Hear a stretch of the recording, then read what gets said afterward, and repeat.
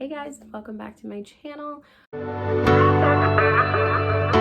So today I'm gonna give you a little life update to explain where I've been for the past month.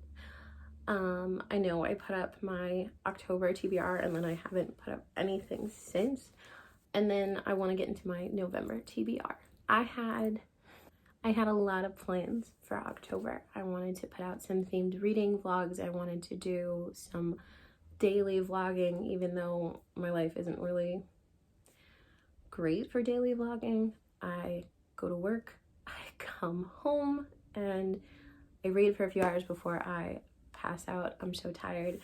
Anyway, October, my mental health seriously took a nosedive. I didn't really do any reading in October. I read 3 comic books and 2 graphic novels, and I think that was 8 for my reading. I also got sick, and I'm still fighting that right now. It is just a cold, but it is a cold that is sticking around. It does not want to go away. So I was feeling really down, and then I was feeling sick, and I didn't want to put myself in front of a camera, and there is no point in putting myself in front of the camera if I wasn't reading any books. So during October, I read like 3 Halloween themed comic books called Halloween Girl. I read issues 1 through 3, and then I also reread Fangs by Sarah Anderson, which I love, and I also picked up her newest book, which was Cryptid Club, and I read that, and it was really cute, it was really good, and I loved it. But other than that, I really couldn't pick up anything and finish it. I started 2 books. I started Carmilla, because this was going to be part of the themed reading vlog where I was picking up gothic books and reading them, and I didn't get very far on this at all, and it's a short book. There's no reason I shouldn't have been able to finish this, but yeah, nothing made me want to read. I didn't want to finish anything. I also picked up Long Live the Pumpkin Queen by Sharon Shaw, and I was really excited for this book, and I'm still really interested, but just nothing could make me sit down and finish a book. I kept picking them up, I kept starting them, I was loving them, but I could never find the motivation to pick them back up, and that just made me go even further downhill because I was sad I couldn't pick up books. So I'm feeling a little better.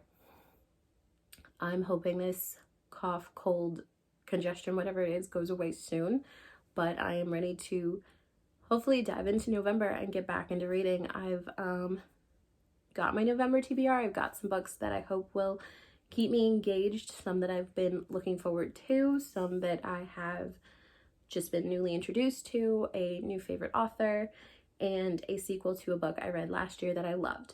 So let's get into my November TBR, and hopefully this month will be a turnaround, because it's just November and December and then the year is over, and there's a lot I want to get into.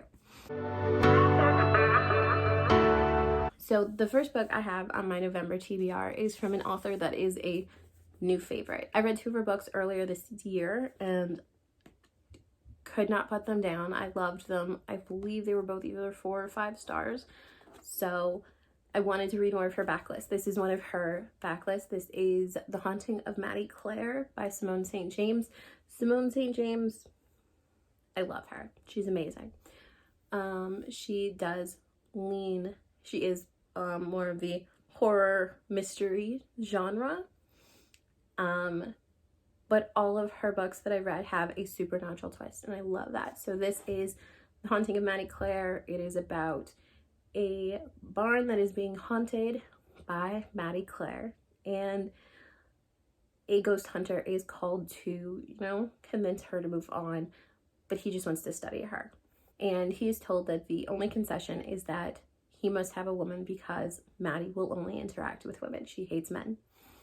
So he brings in Sarah Piper, who is a woman who works at a temp agency, and he brings her in, and there's something going on with Maddie. She is really angry, and nobody knows what she wants to do.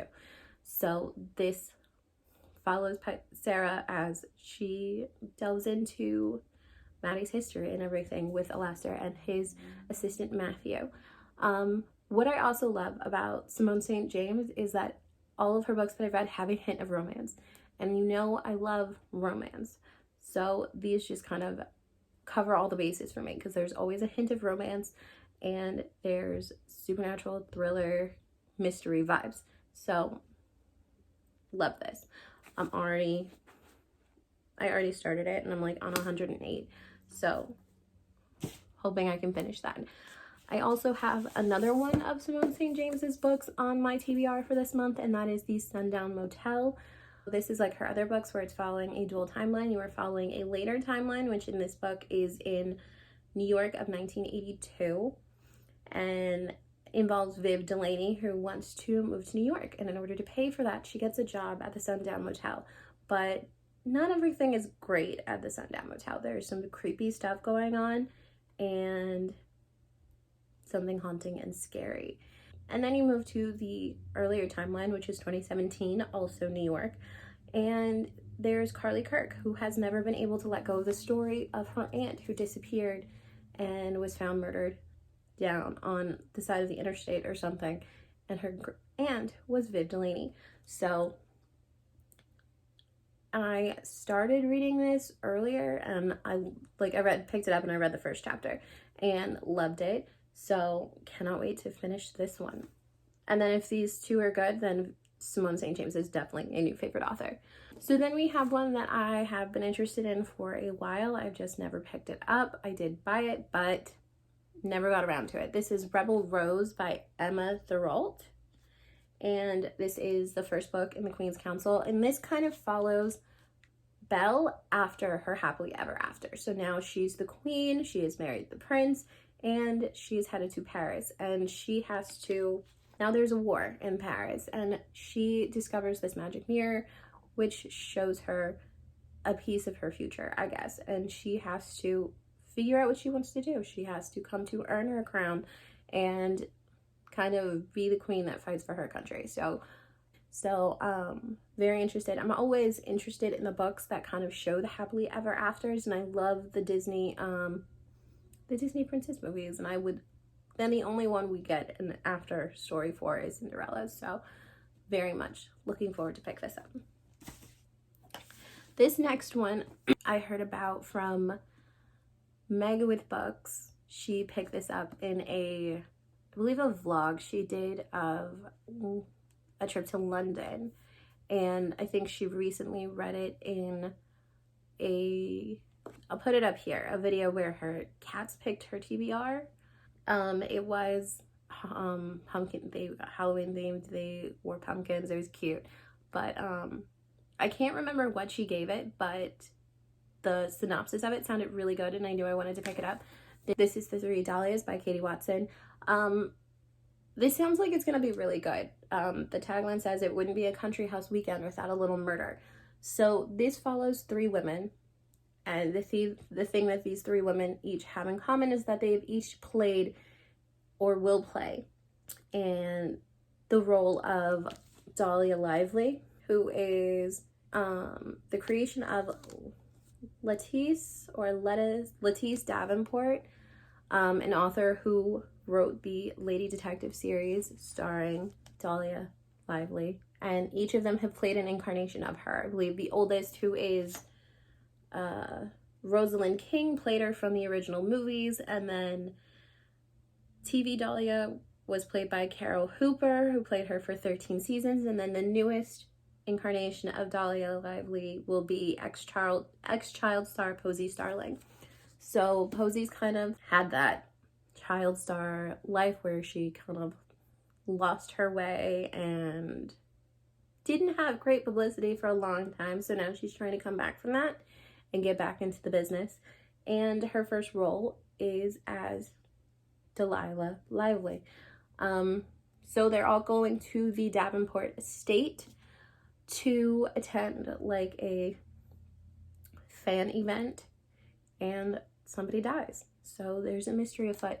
And I liked it. I started it. I'm not very far into it. I'm only on chapter 5, which is page 49. These chapters are kind of long, But so far I'm enjoying it. It's got those very nice like mystery cozy vibes, and I'm loving that. So far I'm enjoying this. And the last book is a new release. I read the first book in this kind of like series. It's one of those standalone romance series where you can read one book and then the next book has characters from the other book and whatnot.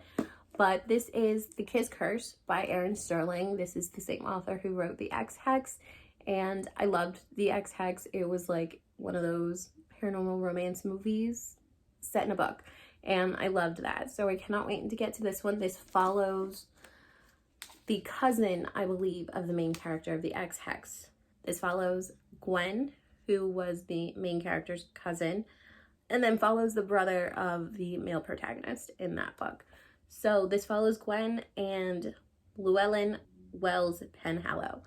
And if you read The Ex-Hex, you know the history of the Penhallows. But if not, I definitely recommend you pick it up. So Wells has come back to the town to reestablish his family's connection, and then opens up a shop of his own right across the street from Gwen's. So there's some professional competition, and then it becomes very personal and very hot with a kiss. So this sounds great. I love the paranormal twist. I'm noticing, yes, a lot of these are very like spooky vibes, but they're also fall vibes, and I'm all for the fall vibes. So I very much look forward to that. Hopefully I can actually pick up books this month. I have already finished 2 or 3 that were just poetry collections I'd started, and I was able to finish them. So hopefully that sees a turnaround for this month. I do love to read, so it's sad when I can't find the motivation or the enjoyment and love I find in reading and I'm able to finish books. So thank you for watching my channel. I hope you enjoyed this video. Let me know down below how your reading has been in October and what you plan to pick up for November. Don't forget to give this video a thumbs up, and don't forget to subscribe. I hope you have a great day or night wherever you are, and don't forget to pick up a good book. Bye.